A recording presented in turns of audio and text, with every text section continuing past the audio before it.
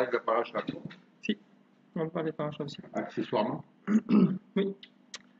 Donc voilà, bienvenue à ceux qui sont présents. Et Bezat Hachem, on va reprendre la suite de ce qu'on avait vu mardi dernier sur le schéma Israël.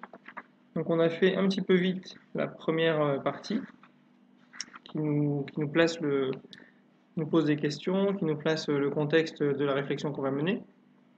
Et comme disait Lévi, est-ce qu'on va parler de la paracha de la semaine aussi? Alors justement, il y a toujours un lien. Il faut savoir que la paracha de la semaine, elle est toujours liée avec ce qui se passe dans l'actualité de la semaine. Donc il y a effectivement un lien dans ce qu'on va étudier et la paracha de la semaine. Donc ce que je peux vous dire par exemple, c'est que la paracha Kitetse, elle parle d'un homme qui est un soldat, qui fait la guerre et qui tombe amoureux d'une jeune femme ennemie et qui souhaite finalement, la Torah lui dit qu'il ne peut pas faire de cette femme ce qu'il veut, il faut qu'il l'épouse en bonne et due forme, etc. Et cette situation, en réalité, les Chachamim nous disent, c'est ce que Rashi nous dit dès le début de la paracha, que tout ça c'est une image, c'est une allégorie pour parler du Yetzer Hara. Donc, comme on a parlé la semaine dernière du Yetzer Hara dans le début de cette étude sur le schéma Israël, donc on va voir qu'effectivement il y a bien un lien avec la paracha de la semaine. Donc si on a un petit peu de temps et qu'on arrive à retomber sur nos battes, on pourra peut-être boucler le lien entre les deux. Mais en tout cas, il y a bien un lien. Alors, ce que je vais faire, c'est que je vais commencer déjà par résumer ce qu'on avait vu la semaine dernière, faire un petit retour de synthèse sur ce qu'on a vu, et peut-être vous montrer aussi de quelle manière on peut faire quelque chose comment on peut faire une analyse un petit peu avec de l'architecture de ce qu'on va étudier. Comment est-ce qu'on peut aborder un texte de façon un petit peu analytique et synthétique. Alors, qu'est-ce qu'on a vu la semaine dernière? On a vu, il y a deux versets qui se suivent, Shema Israël, Hashem Elokeinu, Hashem Echad, qui nous dit de réfléchir à quelque chose, réfléchir à une réalité, telle que la Torah nous le dit. D'accord? C'est la réalité à laquelle il faut méditer d'une certaine manière. Et cette méditation, il faut la faire le matin et le soir. Ça fait partie de la Torah et c'est la première mitzvah d'ailleurs qui est discutée dans la Mishnah. Parce que la Mishnah Brachot, elle commence par à partir de quel moment est-ce qu'on dit le Shema Israël du soir. Parce que le Shema Israël du soir, c'est la première mitzvah qui se présente à un homme qui devient bar mitzvah. Il devient bar mitzvah le soir de son anniversaire et tout de suite, qu'est-ce qu'il doit faire? Shema Israël. Donc la première mitzvah qu'on fait, c'est Shema Israël. Et aussi, c'est le plus tard possible, Bezrat Hashem, c'est aussi la dernière qu'on fait, puisque c'est aussi ce qu'on récite avant de mourir. Donc il y a bien quelque chose d'essentiel dans cette proclamation. Donc Shema Israël, Hashem Elokeinu, Hashem Echad. Si on le traduit avec une traduction, parce qu'on est obligé de traduire, mais bon, ça veut dire écoute Israël ou comprends Israël. Hashem Elokeinu, donc ça veut dire l'Éternel est notre Dieu. L'Éternel est un. D'accord? Et ce verset est suivi dans la paracha Vaïtranan par Ve'ahavta, et tu aimeras l'Éternel ton Dieu. Donc on voit ici, la question qu'on s'est posée, c'est d'abord pourquoi est-ce qu'on dit deux fois l'Éternel? Pourquoi est-ce qu'on dit Shema Israël, Hashem Elokeinu, Hashem Echad, deux fois Hashem? Ça, cette question-là, on n'a pas encore commencé à répondre à la question. D'accord? Et autre question, pourquoi est-ce qu'on dit dans le texte qui a été institué dans la Tfila, pourquoi est-ce qu'on met une bracha entre les deux, qui est la phrase Baruch Shem Kevod Machuto Leolam Vaed, qui veut dire Baruch Shem Kevod, béni soit le nom de ta gloire, on va dire, Malchuto Leolam Vaed, de ta royauté, à tout jamais, pour toujours. Donc on parle de la royauté. Alors, ce qu'on peut faire, déjà, c'est essayer de voir de quelles sont les notions dont on parle dans ces quelques phrases qu'on a lues. Mais ce que je ferme parce que c'est rapide, mais c'est plus près avec le carrelage qu'avec la. Ok. Alors, on voit qu'on parle de schéma, ça veut dire comprendre. D'accord? Donc il y a la notion de compréhension. Donc, je vais l'écrire dans le tableau à côté. Donc on a méditer et comprendre. On va dire méditer. Schéma, ça veut dire méditer.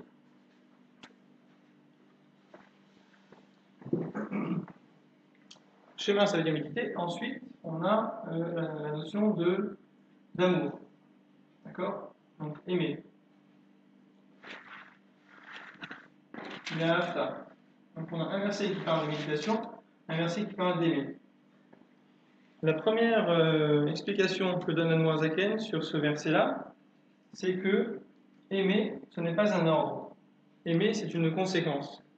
C'est la conséquence de la méditation précédente. On peut méditer à quoi? Méditer à l'unité divine. À un. À la notion de Hachem Echad.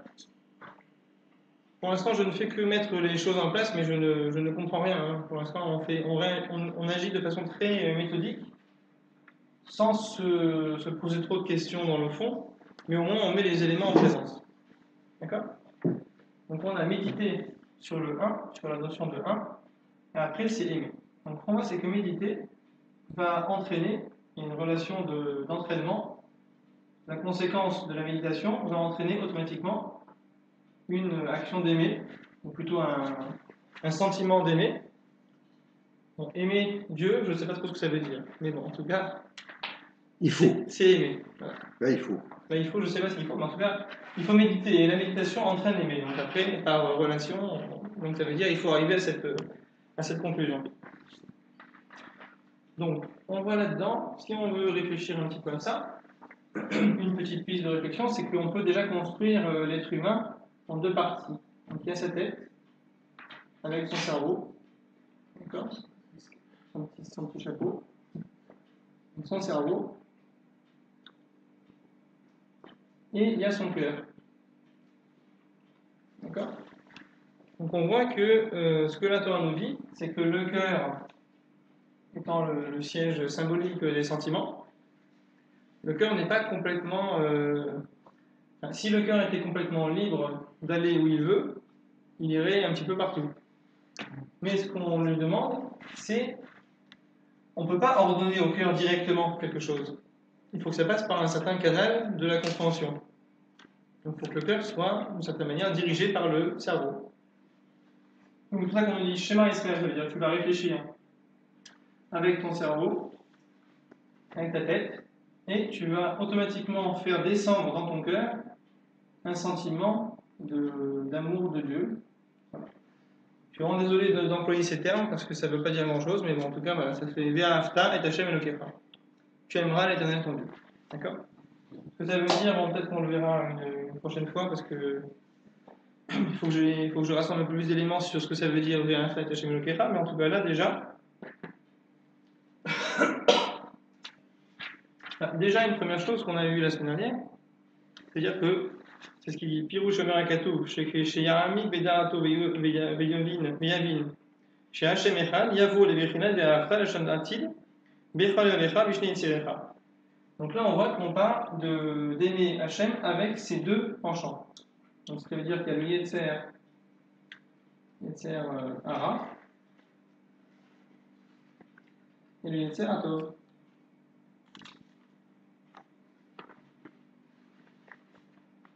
Que veut dire Yetzer Hara et Yetzer Hatov? Pour l'instant, on ne traduit pas, hein, on reste comme ça. On traduit pas, on n'explique pas. La traduction courante, c'est le penchant du bien et le penchant du mal. D'accord? Bon. Alors que Yetzer, ça veut dire c'est un artisan ou un artiste. D'accord? Ce qui veut dire qu'il y aurait quand même une situation artistique de faire quelque chose comme ça. Donc d'introduire quelque chose de joli, de faire quelque chose de beau, de dire à l'homme que ce qu'il va faire c'est très beau, c'est très bien. C'est sûr que quand on est attiré vers le bien, à la fin on se rend compte que ce qu'on a construit. Ça dépend. Ah, ça dépend, d'accord. Pourquoi? Les gens qui sont attirés par le penchant du mal, plus ils en font, et plus ils trouvent que c'est bien. Par exemple, tu prends l'ex-Pablo qui est mort maintenant, Pablo Escobar, qui est devenu le maître mondial de la drogue. Lui, plus il vendait de drogue et c'était mal, plus il trouvait que c'était bien, parce que ça lui ramenait des tonnes d'oseille. Il avait réussi dans sa branche. Bon, on a dit qu'on parlait pas de Pablo ici, d'accord? De Pablo. Parce que Pablo Escobar. Bon, parce qu'il est descendant, bon, on ne sait pas ce qui peut nous arriver. Bon, alors maintenant, ce qu'il faut voir, c'est que, alors, attendez, juste pour vous dire, le Yetzirah, justement, parce que voilà, c'était une des notions que je voulais aborder, puisque c'est partie de la notion de la paracha de la semaine, c'est qu'on se rend compte que le Yetzirah, les Chachamim nous disent, qu'est-ce que c'est? Est-ce que c'est quelque chose qui est à l'intérieur de l'homme, à l'intérieur de chacun, et qui nous entraîne vers le mal? Ou est-ce que c'est une force extérieure qui vient et qui cherche à nous entraîner vers le mal? Est-ce que c'est faire le mal ou se faire du mal à soi-même? Et là-dessus, il répond qu'en réalité, chaque jour, le Yetzirah se renforce contre l'homme et cherche à le tuer, à le faire mourir. Et si ce n'était grâce à Dieu, l'homme, il se laisserait complètement avoir par ce Yetzirah.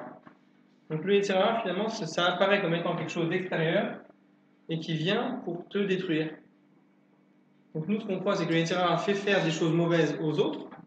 En réalité, la première victime du Yetzirah, c'est soi-même. D'accord? Mais est-ce que le Yetzirah peut convaincre une personne qui va faire du mal à une autre personne pour pouvoir sortir du mal qu'il a là, quoi? À un moment donné. Comment l'exprimer là? Bon, on verra ça. Pas rentrer dans des situations trop compliquées parce que pour l'instant on essaie de voir le système de façon la plus simple. Après les cas de complexes, c'est autre chose. Bon, déjà soi-même, on a le Yetzirah qui est notre ennemi d'une certaine manière. D'accord? Alors c'est pour ça que la paracha de la semaine nous dit lorsque tu sortiras contre tes ennemis. Tu sortiras faire la guerre sur tes ennemis. Et la Chassidut nous dit que sûr, ça veut dire que déjà on est parti gagnant. Donc on est sûr qu'on va les gagner. Il faut simplement sortir déjà. Alors maintenant la question c'est que quand on a des ennemis, on sait qu'ils sont disposés à nous attaquer, on sait qu'ils ne veulent pas du bien. Donc qu'est-ce qu'on fait? Deux possibilités. Soit on attend, on est en position défensive, soit on sort les attaquer en premier. Il y a deux possibilités.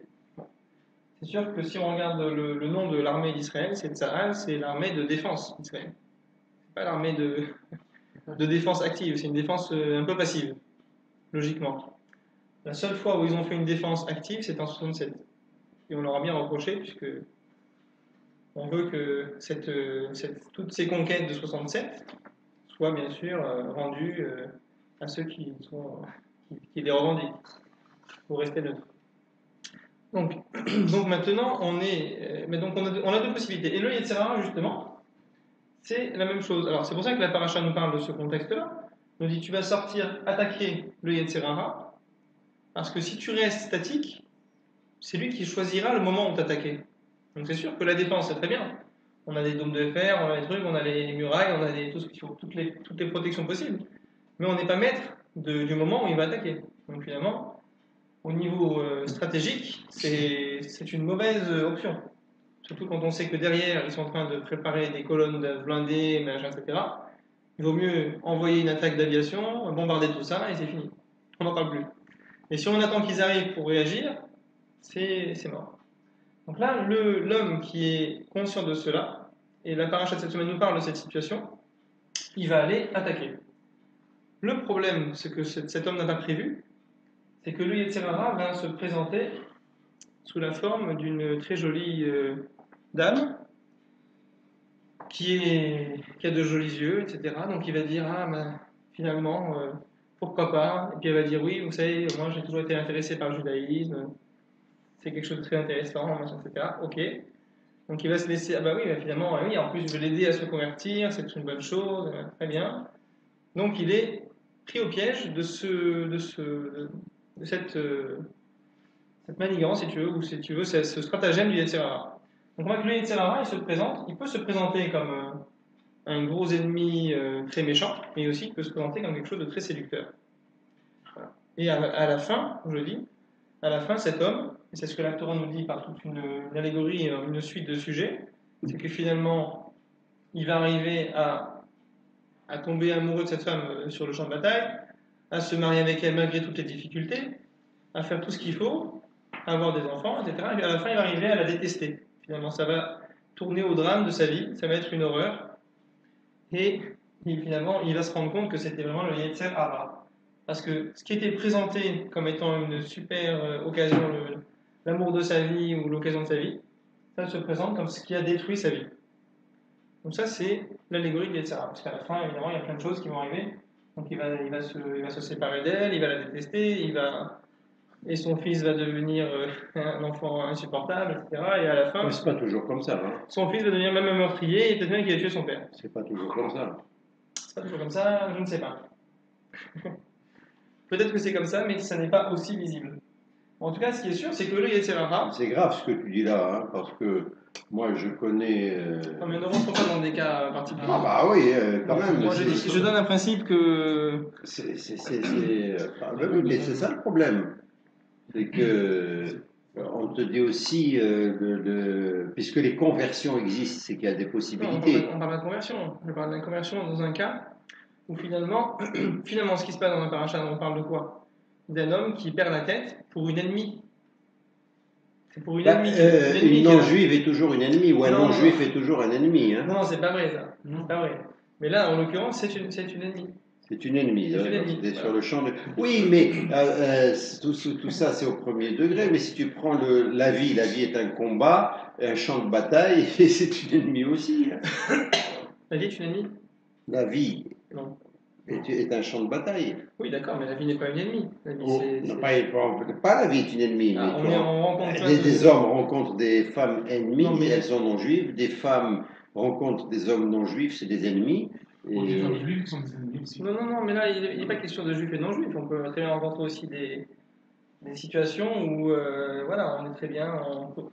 Une femme peut être juive et ne pas être bien pour toi. Ça peut être aussi bien, etc. Non, mais je rentre pas dans ce cas-là, c'est encore autre chose. C'est pas la situation. On n'est pas en train de parler des juifs et des non-juifs, c'est pas la guerre.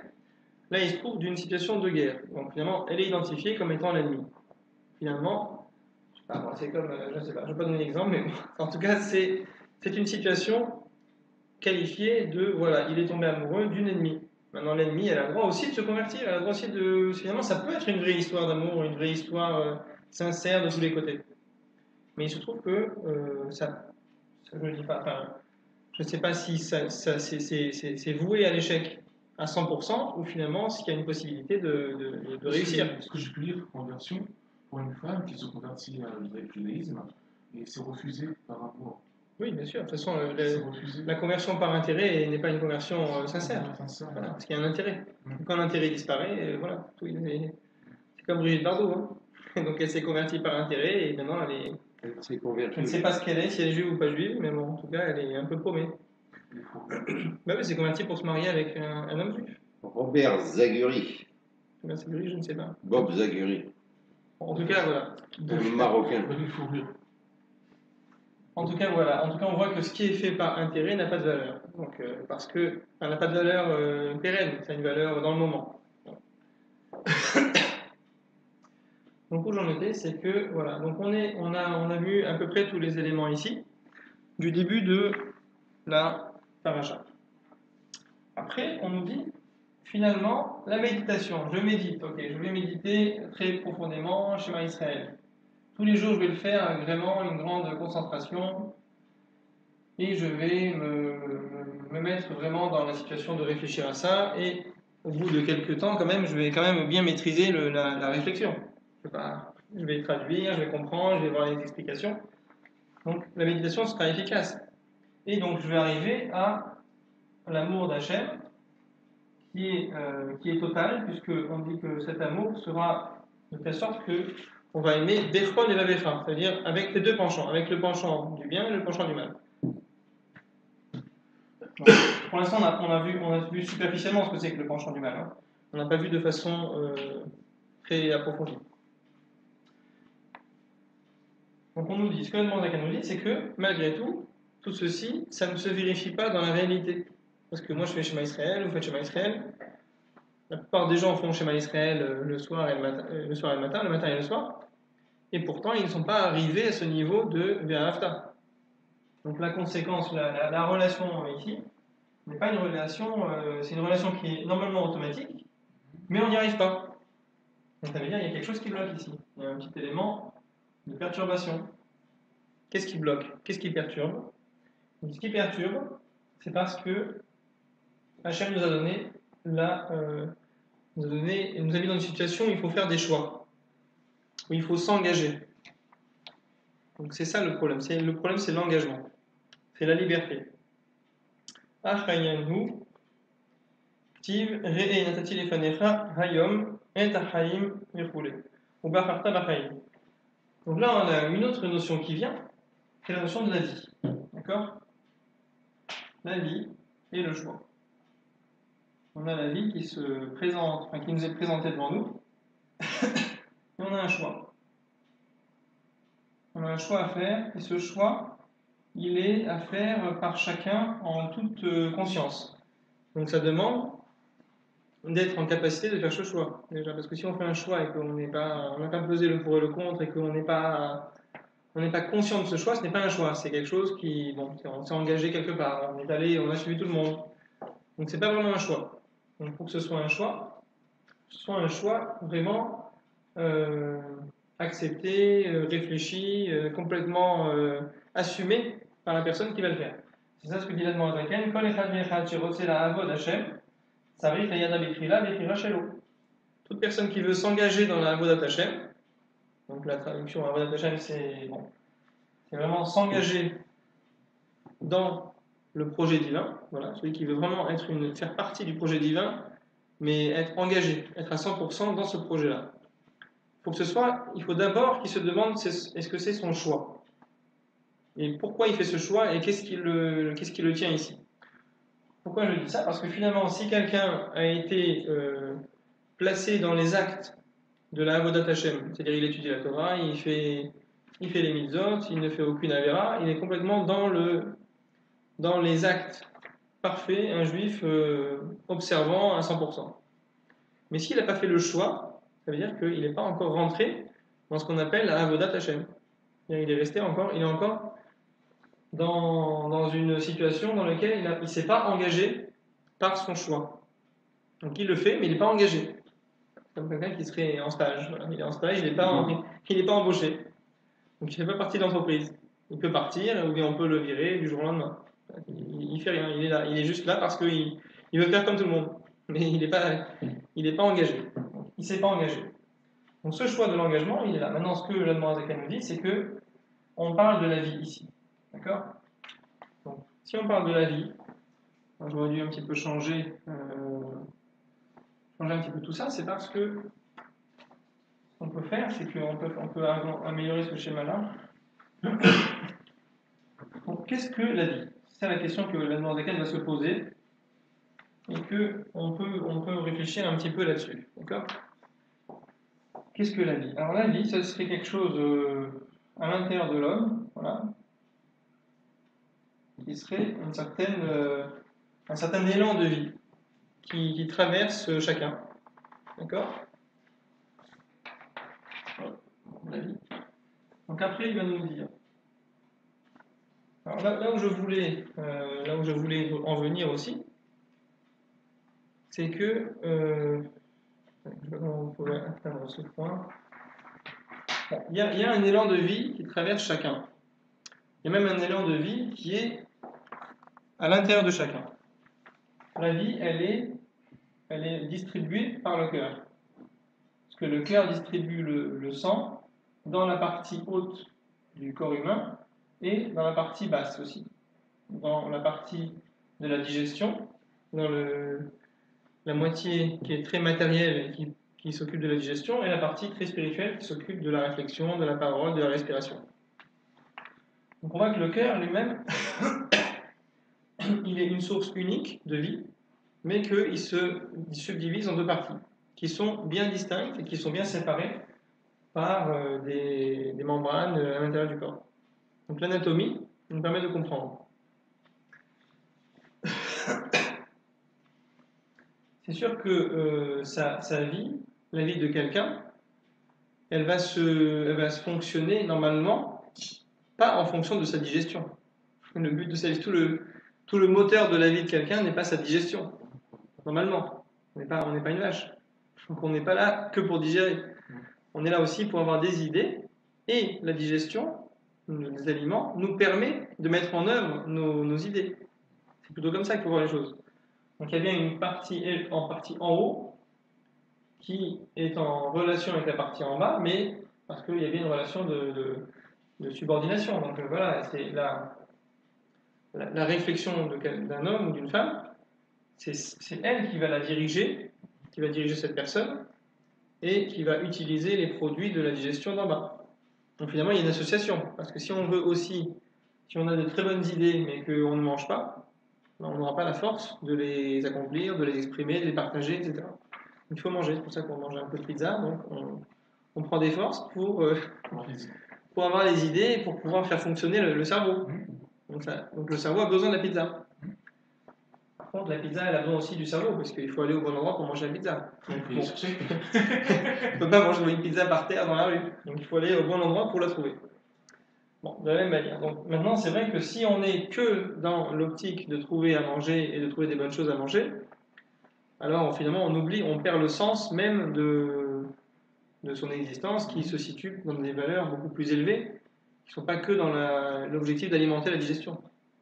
Donc finalement, on se retrouve un petit peu dans le même système. Alors, le même système, c'est quoi? C'est que le choix qui est proposé à l'homme, c'est de choisir la vie, mais pas la vie matérialiste et enfermée sur la matérialité, mais une vie spirituelle qui va permettre d'élever la vie matérielle. Donc ça, c'était le choix qu'on avait. Donc ça, je ne fais que résumer ce qu'on a vu la semaine dernière. Maintenant, ce que je voudrais voir aujourd'hui, c'est que, en réalité, ce schéma que je vous ai fait là, c'est un schéma qui est très évident pour ceux qui étudient la Chassidoute ou la Kabbalah, parce que c'est le schéma de subdivision normale de l'être humain, c'est-à-dire le cerveau, avec les 3 forces du cerveau, et les 7 forces du cœur, qui sont les forces relationnelles. Donc l'homme, il est bien partagé en 2 parties. Une partie qui est son cerveau et qui est un accès au monde des idées, au monde spirituel, et aussi un cœur qui, lui, contient 7 forces qui sont liées au monde, qui sont liées à la vie matérielle terrestre. Et quand le cerveau et le cœur sont plus en connexion, le cerveau dit des choses, mais le cœur ne suit pas. Pas du contraire. Oui, parce qu'entre le cerveau et le cœur, il y a un petit canal qui est très fin, c'est le cou. Et le cou est un canal qui rétrécit le message qui vient du cerveau.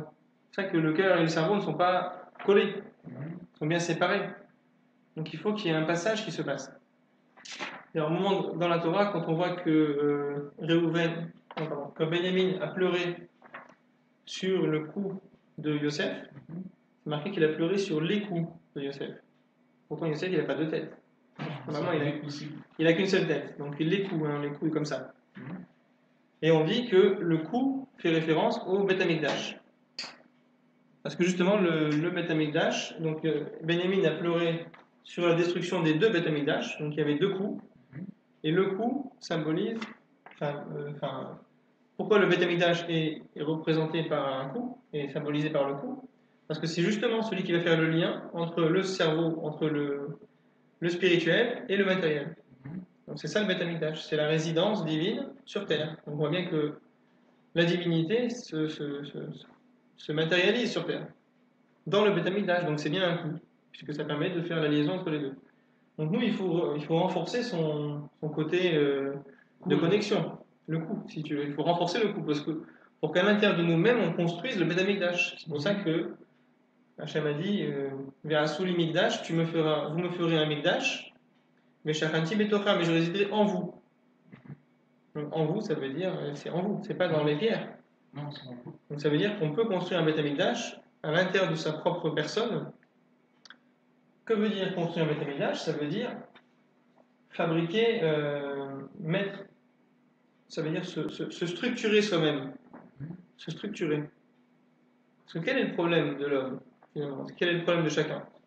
C'est qu'on a tout en nous. On a des qualités, on a en réalité que des qualités. Même ce qui apparaît comme des défauts, ce sont des qualités. Mais comme elles ne sont pas placées au bon endroit, et comme elles ne sont pas utilisées au bon moment, et comme il y a un décalage, il y a un désordre qui fait que ces qualités ne font pas le bon effet qu'elles devraient faire. En réalité, il n'y a que des qualités.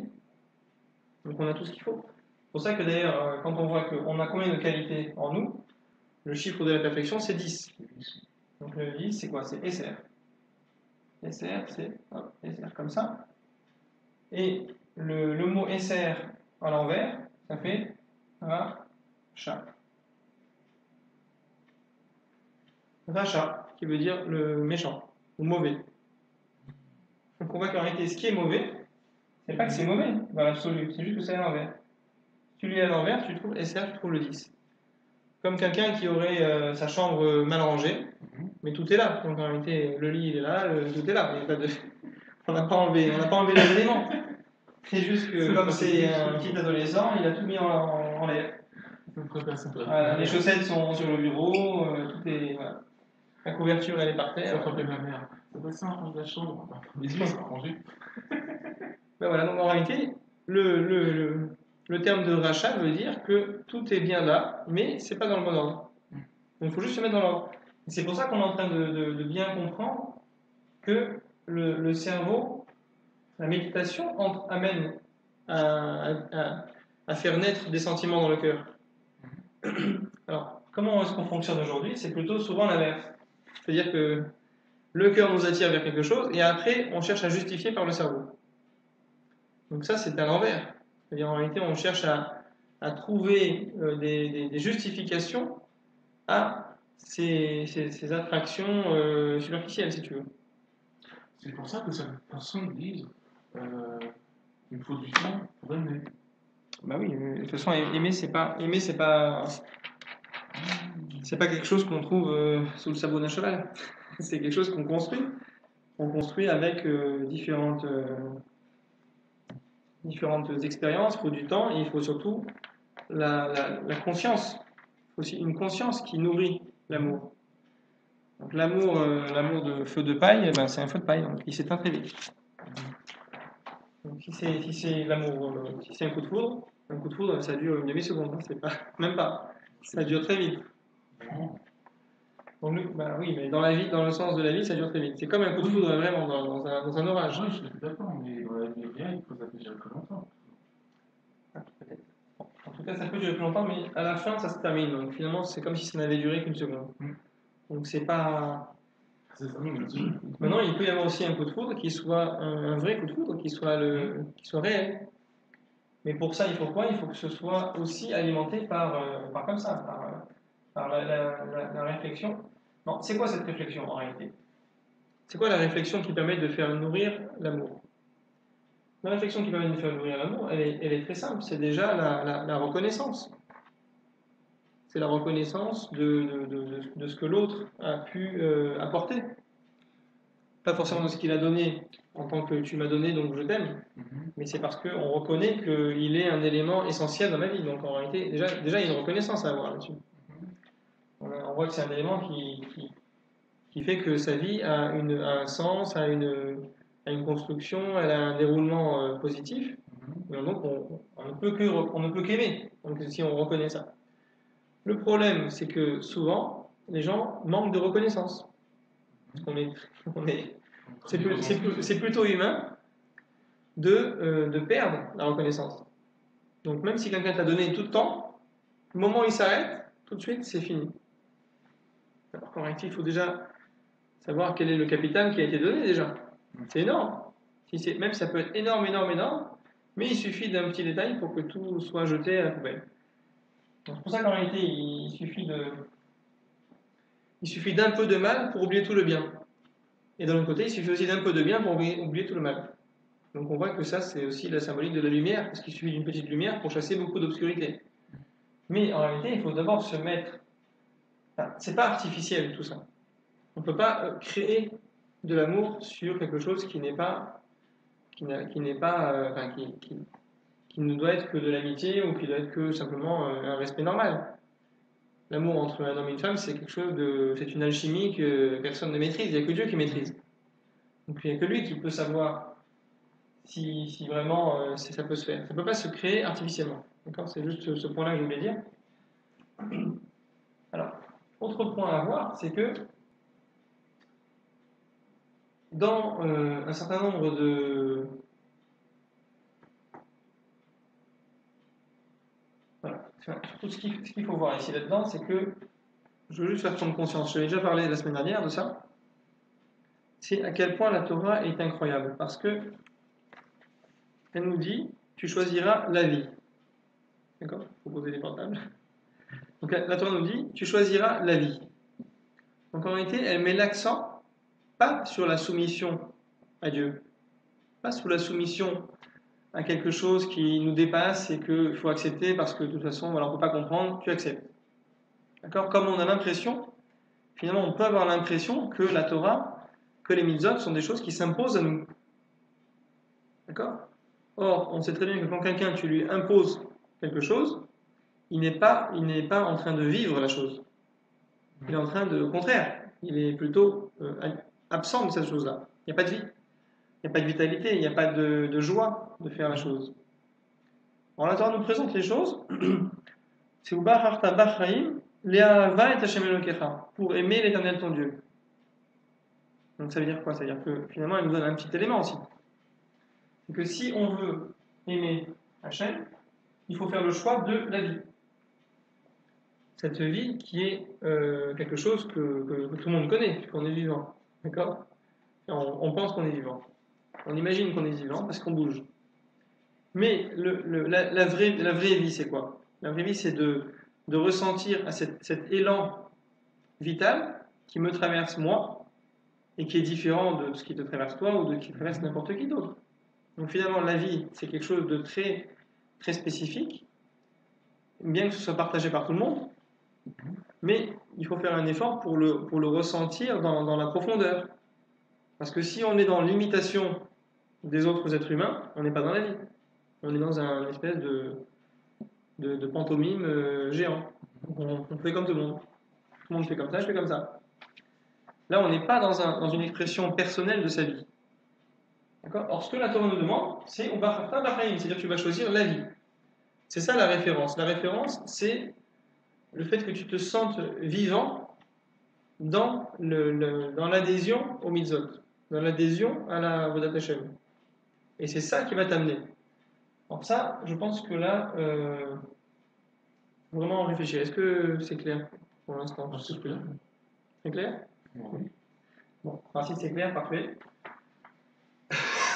Les autres n'ont pas fonctionné pas, on sait rien, c'est clair. Parce que moi, je suis toujours époustouflé par cet enseignement que donne l'Admor Zaken. Parce que vraiment, c'est pas quelque chose qui est de l'abstrait, total.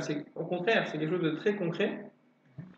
C'est pour te dire, voilà, tu as une force de vie à l'intérieur de toi, et il le met bien en valeur. Il n'y a que tant qu'on n'a pas fait ce choix-là. Alors maintenant, ce qu'il dit lui-même, d'ailleurs, là-dedans, c'est que la vie, ça peut être aussi, finalement, considérer que la Torah qui m'est proposée, donc j'ai la Torah d'un côté, pour résumer, et j'ai la liberté de l'autre côté. Donc on voit bien que la liberté totale de profiter de ce que je veux. Ça, c'est pas vraiment un choix, parce que finalement, on te dit, bah oui, c'est vrai que la Torah va te restreindre ta vie. Donc comment on peut dire que ça, c'est ta vie ? Ça te restreint ta vie. Le fait de faire Shabbat, ça te restreint tes possibilités. Ça restreint, mais ça ouvre aussi. Ça restreint la vie, mais ça ouvre sur autre chose. Alors d'accord. Voilà, vas-y, dis-moi, je profite pour boire un petit peu. En fait, ça te restreint parce que tu as entre guillemets des obligations, mais c'est un choix, c'est un besoin. faire Shabbat par exemple, et ça va t'ouvrir sur quelque chose d'autre, sur une partie que tu connaissais pas, qu'on ne connaît pas sur le faire Shabbat. Oui. Le repos, aller à la synagogue, parce que les Shabbats, ça peut ouvrir sur beaucoup de choses après. C'est juste la petite porte qu'on ouvre, après ça ouvre un petit peu de part. On découvre des gens, on découvre du monde. C'est une ouverture en fait. C'est une ouverture, c'est une ouverture. C'est une ouverture. Oui, mais d'un autre côté, cette ouverture, elle t'est quand même imposée.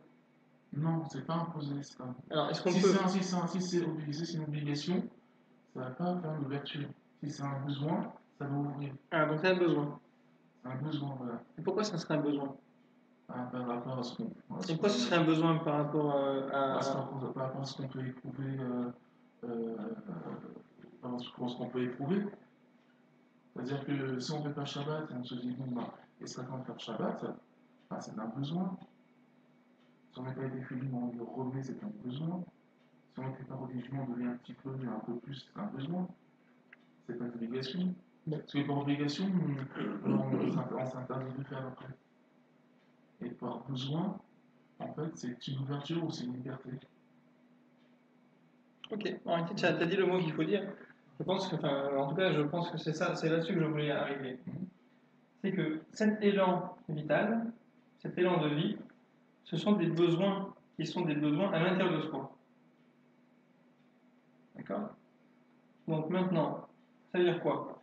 Ça veut dire que il y en a qui opposent, si tu veux, des choses qui viennent de l'intérieur de soi-même, des besoins qui sont des besoins à l'intérieur de chacun, et qui l'opposent bien sûr aux religions qui ont l'air de te donner des ordres qui sont déjà calibrés pour tout le monde.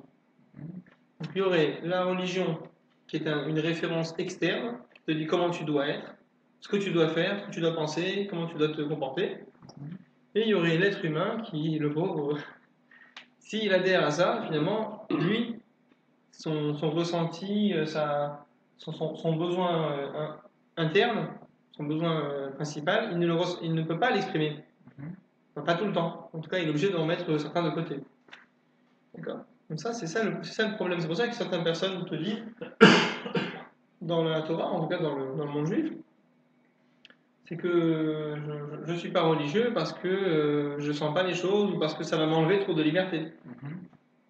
Donc je peux pas. Voilà. Les gens qui disent je ne peux pas faire Shabbat parce que c'est trop contraignant. Moi, j'ai besoin aussi de sortir, de faire ce que je veux. Voilà. Puis ils voient là-dedans, dans le Shabbat, quelque chose d'artificiel qui ne leur parle pas directement. Donc, tu sais, on peut faire Shabbat, ça veut dire faire un bon repas avec sa famille, etc. Mais on n'est pas obligé non plus de ne pas allumer la télévision. Parce que c'est aussi une détente de regarder la télévision. Pourquoi on ne regarderait pas la télévision? C'est une bonne idée, ça. En réalité, ça peut être aussi, ben, pourquoi pas, passer un bon Shabbat, au contraire, c'est regarder la télévision, fumer un bon cigare, je ne sais pas moi, pour ceux qui fument. Ça peut être aussi une façon d'apprécier le Shabbat. Donc en réalité, quand on leur dit non, le Shabbat, ça se fait sans télévision, sans cigare, ils disent bon, ben d'accord, donc en réalité, moi j'ai des besoins, et on vient contrer mes besoins. Non, c'est des ailes, c'est ça va. Comment? Il va expliquer les ailes, ça va. Oui, il explique la vodka. Mais bon, on fait pas tout ce qu'on veut. Ça remplace pas tout. L'alcool ne remplace pas tout quand même. Non, quand même pas. Heureusement. D'accord. Il y en a qui ont essayé et ça n'a pas marché. Bon, alors en tout cas. C'est pour ça qu'en réalité, ce que je disais, c'est que il y a donc cette opposition entre des références externes qui vont te dire ça c'est bon, tu as besoin de ça, tu fais ça. Ah, t'es pas d'accord, mais tu fais quand même. Et il y a des références internes qui te disent non, non, mais moi je vais m'écouter à l'intérieur de moi-même, de quoi j'ai besoin, etc. Très bien. Mais dans la Torah, en réalité, ça concerne aussi bien les Juifs qui ont des enseignements à tirer de la Torah, bien sûr, puisque la Torah leur a été donnée principalement à eux, mais aussi sur les Goïms, qui ont aussi des enseignements de la Torah à récupérer, notamment via les lois de Noé, les 7 lois de Noé. Cette loi de Noach. Donc ces 7 lois donnent à l'humanité des restrictions, d'accord, sur les mariages, sur les relations entre hommes-femmes, etc., des restrictions sur les lois du respect de la vie aussi. Qu'est-ce qui s'appelle respecter la vie, ne pas respecter la vie, l'euthanasie, etc. Il y a des lois là-dessus, des restrictions. Donc, eux aussi ont des références qui viennent de la Torah et qui s'imposent à l'humanité, en tout cas qui se proposent à l'humanité, on va dire, pour être plus... Parce que personne n'impose. Ça se propose. Maintenant, l'humanité le prend comme quelque chose d'imposé, comme quelque chose d'arbitraire. Et nous aussi, dans la Torah, on prend les choses comme étant arbitraires et imposées à nous, extérieures à nous. Or, c'est pas forcément le cas. Et justement, c'est ça qu'il faut voir, c'est que comment est-ce que je peux comment est-ce que je peux, bon, je ne dirais pas je dois parce que là ce serait encore une référence externe, comment est-ce que je peux? Qu'est-ce qui nous est proposé?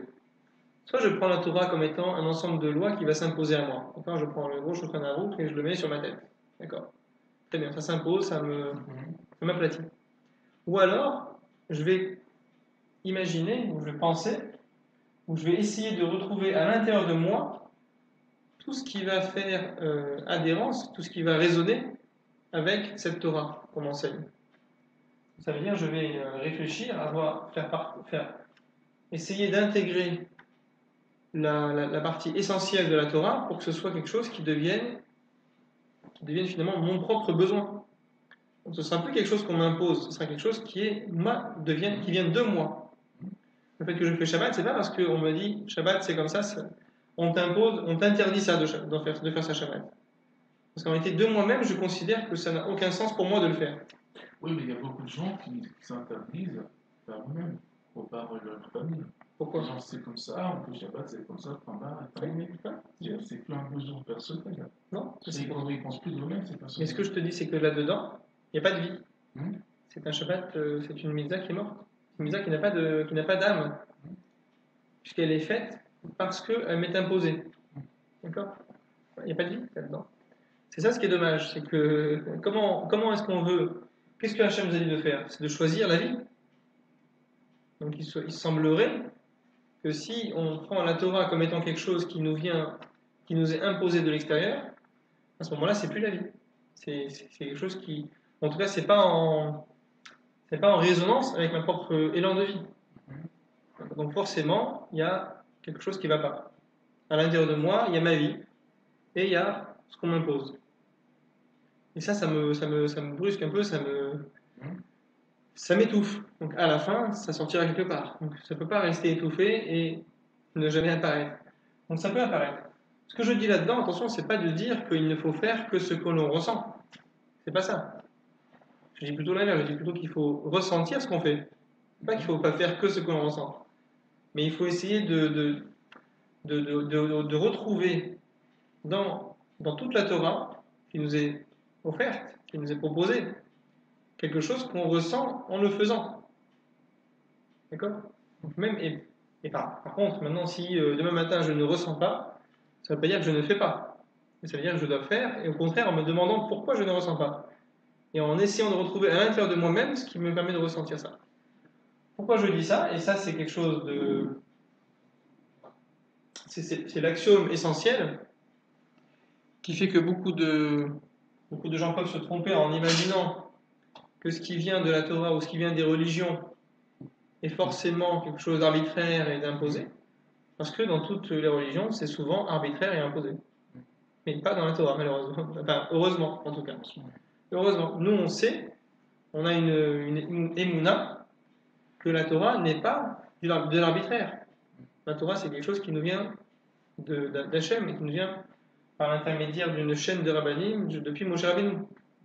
Donc cette émouna qu'on a aussi bien dans son origine que dans sa transmission, jusqu'à aujourd'hui, ça nous permet d'avoir cette confiance que la Torah, elle connaît la véritable nature et le véritable besoin essentiel de chacun. Donc ce qu'elle te demande, c'est pas quelque chose d'arbitraire, c'est pas quelque chose que tu peux pas comprendre. Et donc il va venir te grignoter ta vie, qui va venir t'occulter tes élans. C'est pas ça, au contraire. Au contraire, nous on doit essayer d'adhérer à ça. Donc c'est pour ça que je vous disais ce qu'on a lu la semaine dernière en quelques phrases, dans lequel le Morazaka nous dit voilà, il y a un choix à faire dans la vie, c'est-à-dire il faut en tout cas, ce qui nous est proposé, c'est de faire adhérer notre vie à ça. C'est pas de la prendre comme quelque chose d'imposé et qui se surajoute à notre propre personne. Et dans ce cas-là, effectivement, si on arrive à atteindre cet élan vital qui se résume, enfin qui se retrouve dans les mitzvot de la Torah, à ce moment-là, on est pleinement dans la Avodat Hashem. On a fait ce choix, on a fait cette découverte, on a fait cette association, finalement, et finalement, je me retrouve que j'ai vraiment trouvé ma propre nature profonde, et je suis à 100% là-dessus. D'accord? Donc, ce que je voulais dire, j'ai oublié ce que j'étais en train de dire. C'est bon? C'est bon? Je sais ce que tu veux dire, C'est ce que je voulais dire? C'est Alzheimer. Non, c'est pas Alzheimer. Ah, tu connais le prénom de la femme de Alzheimer? Non, mais attendez. Ah, ça commence. Hein. Oui, je sais. Bon.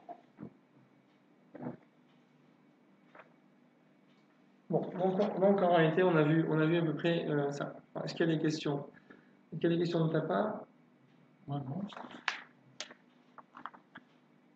C'est plus dans le personnel.